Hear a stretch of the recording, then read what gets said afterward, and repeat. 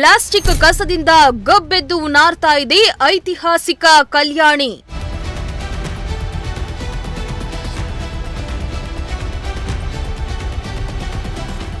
ಗಣೇಶನ ವಿಸರ್ಜನೆ ಮಾಡುವ ಕಲ್ಯಾಣಿಗಿಲ್ವಾ ಪ್ಲಾಸ್ಟಿಕ್ನಿಂದ ಮುಕ್ತಿ?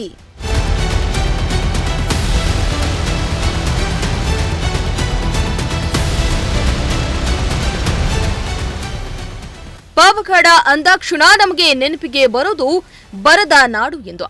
ಸರ್ಕಾರಗಳು ಎಷ್ಟೇ ಹಣ ಖರ್ಚು ಮಾಡಿದ್ರೂ ಕೂಡ ಇನ್ನು ಅಭಿವೃದ್ಧಿ ಅನ್ನೋದು ಆಮೆಗತಿಯಲ್ಲಿ ಸಾಗ್ತಾ ಇದೆ ಅಂತಾರೆ ಜನರು.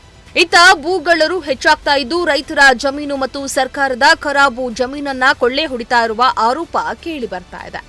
ಜೊತೆಗೆ ಕೆರೆ, ದೇವಸ್ಥಾನದ ಜಾಗ, ಕಲ್ಯಾಣಿ ಸ್ಥಳವನ್ನ ಒತ್ತುವರಿ ಮಾಡ್ಕೊಳ್ತಿದ್ದಾರೆ ಎನ್ನಲಾಗ್ತಾ ಇದೆ. ಇದೆಲ್ಲದರ ನಡುವೆ ಸ್ವಚ್ಛತೆಯ ವಿಷಯ ಬಂದ್ರೆ ಶೂನ್ಯ ಅಂತಿದ್ದಾರೆ ಸಾರ್ವಜನಿಕರು. ನಗರದಲ್ಲಿ ಇಂದಿಗೂ ಕೂಡ ಹಂದಿ ನಾಯಿಗಳ ಹಾವಳಿ ಹೆಚ್ಚಾಗ್ತಾ ಇದೆ. ಚರಂಡಿಗಳು ಗಬ್ಬೆದ್ದು ನಾರ್ತಾ ಇವೆ ಎನ್ನಲಾಗ್ತಾ ಇದೆ.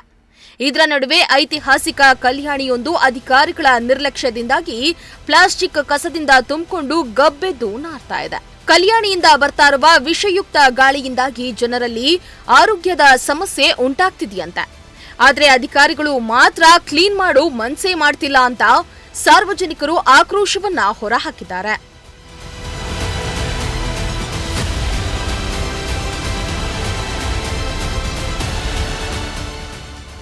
ಹೌದು, ತುಮಕೂರು ಪಾವಗಡ ರಸ್ತೆಯಲ್ಲಿರುವ ಐತಿಹಾಸಿಕ ಕಲ್ಯಾಣಿ ಇಂದು ಪ್ಲಾಸ್ಟಿಕ್ ಕಸದಿಂದ ತುಂಬಿ ತುಳುಕ್ತಾ ಇದೆ.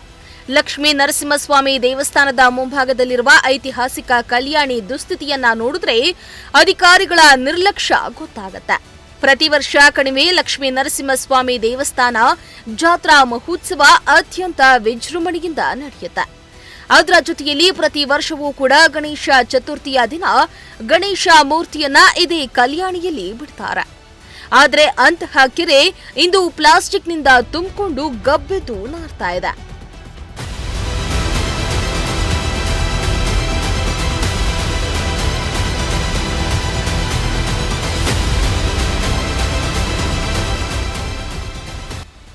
ಇನ್ನು ಅಧಿಕಾರಿಗಳು ಗಣೇಶ ಹಬ್ಬ ಬಂದಾಗ ಮಾತ್ರ ಈ ಕಲ್ಯಾಣಿಯನ್ನ ಸ್ವಚ್ಛಗೊಳಿಸ್ತಾರಂತೆ. ಹಬ್ಬ ಹರಿದಿನ ಕಲ್ಯಾಣಿ ಸ್ವಚ್ಛಗೊಳಿಸುವುದರ ಜೊತೆಯಲ್ಲಿ ಹೊಸ ನೀರು ಕೂಡ ಬಿಡ್ತಾರಂತೆ. ಈ ಕಲ್ಯಾಣಿ ಪಕ್ಕದಲ್ಲಿಯೇ ಅರಣ್ಯ ಇಲಾಖೆ ಕಚೇರಿ ಇದ್ದು ಅದರ ಮುಂಭಾಗ ಅರಣ್ಯ ಇಲಾಖೆಯ ಉದ್ಯಾನವನ ಸಹ ಇದೆ. ಪ್ರತಿದಿನ ಸಾವಿರಾರು ಸಾರ್ವಜನಿಕರು ಕಲ್ಯಾಣಿ ಮುಂಭಾಗ ಇರೋ ಉದ್ಯಾನವನಕ್ಕೆ ಬರ್ತಾರೆ. ಕಲ್ಯಾಣಿಯಲ್ಲಿ ತುಂಬಿರುವ ಪ್ಲಾಸ್ಟಿಕ್ ಕಸದಿಂದಾಗಿ ಸೊಳ್ಳೆಗಳ ಆವಾಸ ಸ್ಥಾನವಾಗ್ತಾ ಇದೆ. ಜೊತೆಗೆ ಕಲ್ಯಾಣಿಯಿಂದ ಹೊರಬರ್ತಾ ಇರುವ ವಿಷಯುಕ್ತ ಗಾಳಿಯಿಂದಾಗಿ ವಾಕಿಂಗ್ಗೆ ಬರುವ ಜನರು ಮೂಗು ಮುಚ್ಚಿಕೊಂಡು ಓಡಾಡ್ತಿದ್ದಾರೆ. ಈ ಅವ್ಯವಸ್ಥೆಯ ಬಗ್ಗೆ ಅಧಿಕಾರಿಗಳಿಗೆ ತಿಳಿಸಿದ್ರೆ ತಲೆ ಕೆಡಿಸ್ಕೊಳ್ತಾ ಇಲ್ವಂತೆ.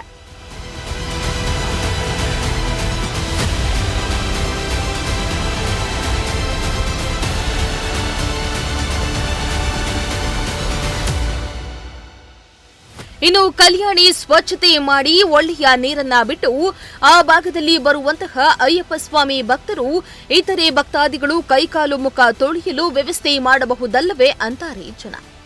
ಸಂಬಂಧಪಟ್ಟ ಅಧಿಕಾರಿಗಳು ಕೂಡಲೇ ಇತ್ತ ಗಮನ ಹರಿಸಬೇಕು. ವಿಷಯುಕ್ತ ಪ್ಲಾಸ್ಟಿಕ್ನಿಂದ ತುಂಬಿರುವ ಕಲ್ಯಾಣಿಯನ್ನ ಸ್ವಚ್ಛಗೊಳಿಸಬೇಕು. ಇಲ್ಲವಾದಲ್ಲಿ ಐತಿಹಾಸಿಕ ಕಲ್ಯಾಣಿಯೊಂದು ಕಣ್ಮರೆಯಾಗುವ ಸಾಧ್ಯತೆ ಇದೆ. ವರ್ಷಕ್ಕೊಮ್ಮೆ ಕ್ಲೀನ್ ಮಾಡಿ ತಾವು ಏನೋ ಕೆಲಸ ಮಾಡ್ತಿದ್ದೇವೆ ಅಂತ ತೋರಿಸಿಕೊಳ್ಳುವ ಅಧಿಕಾರಿಗಳು ಸ್ವಚ್ಛತೆಯನ್ನ ಕಾಪಾಡಬೇಕಾಗಿದೆ. ಆ ಮೂಲಕ ಐತಿಹಾಸಿಕ ಸ್ಥಳವನ್ನ ಉಳಿಸಬೇಕಾಗಿದೆ.